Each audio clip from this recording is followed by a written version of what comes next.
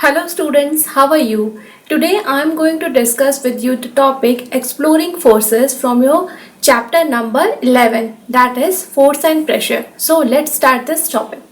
Exploring forces. In this topic we will explore more things about the force. So let us start. Let us try to learn more about forces. So there is an activity 11.2 so that you can learn more about forces. Okay, so let us start this activity 11.2. Choose a heavy object like a table or a box which you can move only by pushing hard. तो आप कोई ऐसा object भारी सा बक्सा या table जो बहुत भारी सा है वो बस आप चूज कर लीजिए जिसको कि आपको लगता है कि बहुत आसानी से धक्का देने से नहीं हटता हो, वो आपको थोड़ी ताकत लगानी पड़े. ठीक है, try to push it all by yourself. आप अकेले उसको धक्का देने की कोशिश करिए, एकदम अपने आप, किसी की हेल्प मत लीजिए. Can you move it. आप क्या उसको मूव कर पा रहे हैं? ठीक है. Now ask one of your friends to help you in pushing it in the same direction. Figure 11.4a. Is it easier to move it now. जैसे कि आप इस फिगर में देख सकते हैं कि जैसे एक बड़ा सा बॉक्स हैवी सा है, हम उसको पुश कर रहे थे. ठीक है, या आप अपने घर में एग्जाम्पल के थ्रू समझ सकते हैं कि आपके घर में एक बड़ी सी अलमीरा है या फिर आपका बेड है. ठीक है, उसको एक जगह से दूसरी जगह अगर खिसकाना होता है तो बहुत आपको ताकत लगानी पड़ती है, धक्का देना पड़ता है बहुत ज़ोर से. और कई बार हम धक्का लगाते हैं तो हम उतना ज़्यादा उसको खिसका नहीं पाते हैं जितना कि हमें ज़रूरत है. तो हम किसी को हेल्प के लिए बुलाते हैं कि आप मेरी हेल्प कर दीजिए. तो जब दो लोग एक ही चीज़ को एक ही साथ एक ही डायरेक्शन में पुश करते हैं तो वो बहुत ईजिली जो है वहाँ से हिल जाती है, ड्रैग हो जाती है. ठीक है. So does the object move? If it does, note the direction in which it moves. Can you guess which one of you is applying a larger force? तो आप जब दोनों ही जन एक ही डायरेक्शन में बॉक्स को खींच रहे हैं, धक्का दे रहे हैं, तो आप यहाँ पे पता कर सकते हैं कि मेरे फ्रेंड ने ज़्यादा ताकत लगाई या मैंने ज़्यादा ताकत लगाई. यहाँ नहीं पता चल पाएगा क्योंकि दोनों लोग एक ही डायरेक्शन में फोर्स लगा रहे थे, तो किसने ज़्यादा लगाया ये नहीं पता चल पाएगा. हाँ, लेकिन मैंने जितना फोर्स लगाया और मेरे फ्रेंड ने जितना फोर्स लगाया वो दोनों फोर्स ऐड हो गए और उतना फोर्स सफिशिएंट था इस भारी भरकम बॉक्स को हिलाने के लिए जितना कि वो अकेले नहीं हिला पा रहे थे. हम अकेले इसको उतना नहीं हिला पा रहे थे जितना कि हम दोनों ने मिल के वहाँ से उसको हिला दिया. यानी फोर्स जो है वो कैसे ऐड करता है? एडिटिव एक्ट करता है. यानी दो लोग अगर फोर्स लगा रहे हैं एक ही चीज़ पे एक ही डायरेक्शन में तो वो दोनों फोर्स ऐड हो जाते हैं. ठीक है. अब वहीं पे आप इसी एक्टिविटी में दूसरी फिगर देख सकते हैं जो कि बी है कि एक फ्रेंड जो है वो राइट डायरेक्शन से फोर्स लगाने लग गया और एक फ्रेंड जो है वो लेफ्ट डायरेक्शन से फोर्स लगाने लग गया. ठीक है. Have you ever seen a game of tug of war? आप सबने ये गेम तो ज़रूर से कभी ना कभी खेला होगा. ठीक है, game of tug of war जिसको कहते हैं ना रस्सा कशी वाला गेम. ठीक है, एक टीम ए होती है एक टीम बी होती है और दोनों टीमें जो है रस्सी को अपनी अपनी तरफ खींच रही होती है. अगर दोनों टीमें इक्वल फोर्स लगाती हैं तो जो है रस्सी वहीं के वहीं लगी रहती है और जो टीम ज़्यादा ताकत लगाएगी वो टीम जीत जाएगी, ज़्यादा फोर्स लगाएगी. ठीक है. In this game two teams pull at a rope in opposite directions. Members of both the teams try to pull the. जैसे कि आप यहाँ फिगर में देख सकते हैं कि दोनों टीम जो है रस्सी को अपनी अपनी तरफ खींचने की कोशिश कर रहे हैं. तो जो टीम ज़्यादा फोर्स लगाएगी वो टीम जीत जाएगी, यानी रस्सी उसकी तरफ ज़्यादा चली जाएगी. ठीक है. Sometimes the rope simply does not move.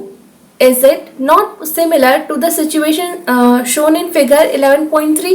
The team that pulls harder, that is applies a large force, finally wins the game. तो जैसे आप फिगर बी में देख सकते थे यहाँ पे कि बॉक्स को दोनों ही फ्रेंड अपोजिट डायरेक्शन में मूव कर रहे थे. ठीक है. जब वो दोनों अपोजिट डायरेक्शन में मूव करेंगे, जैसे ये इस डायरेक्शन में फोर्स लगा रहा है, ये इस डायरेक्शन में फोर्स लगा रहा है, तो बॉक्स कहीं पे भी मूव नहीं करेगा. ठीक है, अगर दोनों इक्वल फोर्स लगा रहे हैं तो. लेकिन अगर किसी ने भी ज़्यादा फोर्स लगाया, सपोज इसने ज़्यादा फोर्स लगाया, तो बॉक्स किस डायरेक्शन में मूव करेगा? इस डायरेक्शन में मूव करेगा. अगर इस बच्चे ने फोर्स लगाया तो इसका फोर्स इसके फोर्स को ओवरटेक करते हुए इस डायरेक्शन में मूव करेगा. पर ये दोनों फोर्स जो है क्या है? सब्ट्रैक्ट हो जाएंगे. सपोज इस बच्चे ने कुछ फोर्स लगाया और इसने भी कुछ फोर्स लगाया. ठीक है. इसने जो है 5 फोर्स लगाया और इसने जो है वो 3 फोर्स लगाया, तो ऑब्वियसली इसका फोर्स ज़्यादा है, तो जो नेट फोर्स जो बॉक्स पे एक्ट करेगा वो कितना एक्ट करेगा, वो 2 एक्ट करेगा, ठीक है।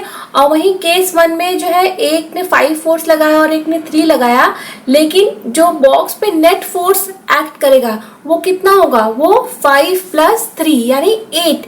तो यानी कि forces are additive also, forces are subtractive also, यानी कि अगर उनको एक डायरेक्शन में लगाया जाए तो फोर्स एड अप हो जाते हैं, और अगर फोर्स को हम डिफरेंट डायरेक्शंस में लगाएंगे तो वो सब्ट्रैक्ट हो जाते हैं। उनका जो नेट होता है वही फोर्स, वही अमाउंट जो है वो ऑब्जेक्ट पे अप्लाई होता है, या उतना ही फोर्स उस पर हम लगा पाते हैं। और two these examples suggest about the nature of force. Force applied on an object in the same direction add to one another. Now recall what happened when you and your friend pushed the heavy box in the same direction in activity 11.2. यानी अगर force को एक ही direction में लगाते हैं तो वो force add हो जाते हैं, ठीक है। If the two forces act in the opposite direction on an object, the net force acting on it is the difference between the two forces. तो अगर अपोजिट डायरेक्शन में फोर्सेस लगाते हैं तो फोर्सेस का जो डिफरेंस होता है वो अमाउंट जो है उस ऑब्जेक्ट पे लगता है, अगर अलग अलग डायरेक्शन से लगा पा रहे हैं फोर्स। तो फोर्स तो इम्पॉर्टेंट है ही, बट फोर्स किस डायरेक्शन में लग रहा है ये भी इक्वली उतना ही इम्पॉर्टेंट है, ठीक है। सो फोर्स जो है एक डायरेक्शनल क्वांटिटी है, ठीक है। केवल फोर्स का अमाउंट ही नहीं मायने रखता, फोर्स का डायरेक्शन भी बहुत ज्यादा इंपॉर्टेंस रखता है कि कितना फोर्स किसी ऑब्जेक्ट पे लग रहा है। What do you observe in activity 11.2 when both of you were pushing the heavy box from opposite directions? तो अगर अपोजिट डायरेक्शन से दोनों ही हम बॉक्स को पुश कर रहे हैं तो बॉक्स, अगर हम इक्वल फोर्स लगा रहे हैं तो बॉक्स बिल्कुल हिलेगा ही नहीं, ठीक है। और जो अगर कोई एक ज्यादा फोर्स लगा रहा होगा तो उसके अपोजिट डायरेक्शन में जो है वो बॉक्स मूव करेगा, fine. Recall that in the tug of war, when two teams pull equally hard, the rope does not move in any direction. Tug of war में अगर दोनों टीमें एक जितना ही फोर्स लगा रही है, एक जितनी ही ताकतवर है, तो रोप वहीं की वहीं रहेगी, कोई टीम नहीं जीतेगी, ठीक है। बहुत देर तक रस्साकसी के खेल में जो है रोप बिल्कुल वहीं रहती है, क्योंकि इक्वली दोनों टीमें जो है फोर्स अप्लाई कर रही होती हैं, fine. So we learned that a force could be larger or smaller than the other or equal to each other. तो हमने इससे 2 चीजें पढ़ी कि फोर्स दूसरे फोर्स से ज्यादा भी हो सकता है, कम भी हो सकता है, या दूसरे फोर्स के बराबर भी हो सकता है, ठीक है। The strength of a force is usually expressed by its magnitude. तो कोई फोर्स कितना स्ट्रॉन्ग है उसके मैग्नीट्यूड से पता चलता है, कितना फोर्स लगाया, ठीक है। We have also to specify the direction in which a force act, और साथ ही साथ हमें ये भी बताना होता है कि ये फोर्स किस डायरेक्शन में हमने लगाया, क्योंकि हम केवल ये बताएंगे कि हमने इतना फोर्स लगाया, इससे काम नहीं चलेगा, क्योंकि हो सकता है कि हम फोर्स अपोजिट डायरेक्शन में लगा रहे हो, ठीक है, तो वो तो नेगेटिव इफेक्ट दे देगा। इसीलिए फोर्स कितना अप्लाई किया उसके साथ साथ किस डायरेक्शन में अप्लाई किया ये भी हमें बताना पड़ता है, ठीक है। ऑल्सो इफ द डायरेक्शन और the magnitude of the applied force changes, its effect also changes. क्योंकि अगर फोर्स जितना कि हम अप्लाई कर रहे हैं या तो उसकी क्वांटिटी बदल जाए या उसका डायरेक्शन बदल जाए, तो हमारा जो नेट रिजल्ट है, जो हम इफेक्ट लाना चाह रहे हैं, वो इफेक्ट हमको अलग मिलेगा, ठीक है। अगर फोर्स का मैग्नीट्यूड चेंज हो जाए या फोर्स की डायरेक्शन चेंज हो जाए तो हमें जो इसका इफेक्ट है वो अलग अलग मिलेगा, ठीक है।